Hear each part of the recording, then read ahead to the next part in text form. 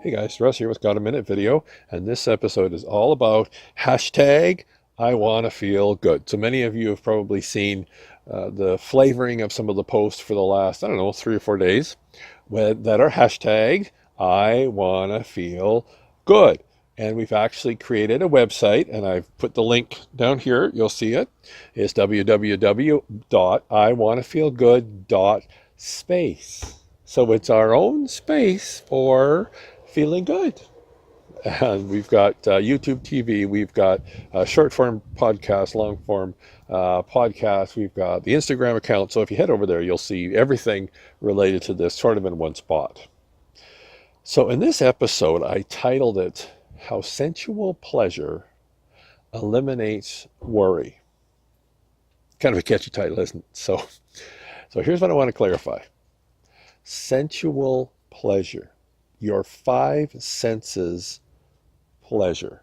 I actually just posted, Mary Jo and I went out for breakfast yesterday, and I posted a picture and I tagged it, hashtag I want to feel good. And then I commented on this morning and I said, okay, so what were the components of my I want to feel good moment yesterday? And there were things like the sun felt warm on my back, and the food was delicious, and the coffee tasted great, and the air was fresh and warm. And what I explained in that was those were all physical sensations. So when I talk about sensual pleasure, what I'm talking about is your five senses, right?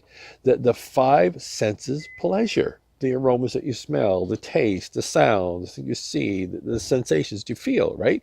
Five senses pleasure. Now we've defined sensual and pleasure. Now I'm going to define worry. Now, worry is a really interesting one. And if any of you guys have been to any of our events, you'll often hear me talk about worry.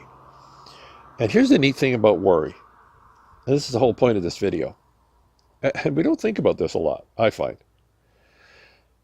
There is one place, and only one place, that we have the inability to worry. And that's in this physical moment. And I'm going to explain, okay? And just, I'm not even asking you to sort of instantly resonate with this. Just think about it, all right? So when we worry mechanically, what are we doing? Okay, so let's look at this mechanically. Let's forget about the label. Let's just go, what mechanically are we doing? So what we're mechanically doing when we're worrying is we're anticipating a future event, not a present one, a future one. And where do we base the information for us to worry about a future event? We base it in the past. Okay, I'm going to go a little bit deeper.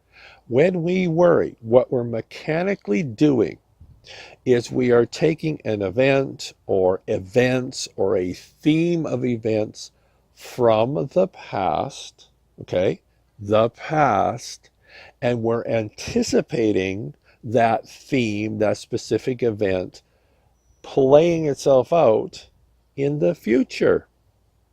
Not now, but in the future. We do not worry about what is happening in this present moment.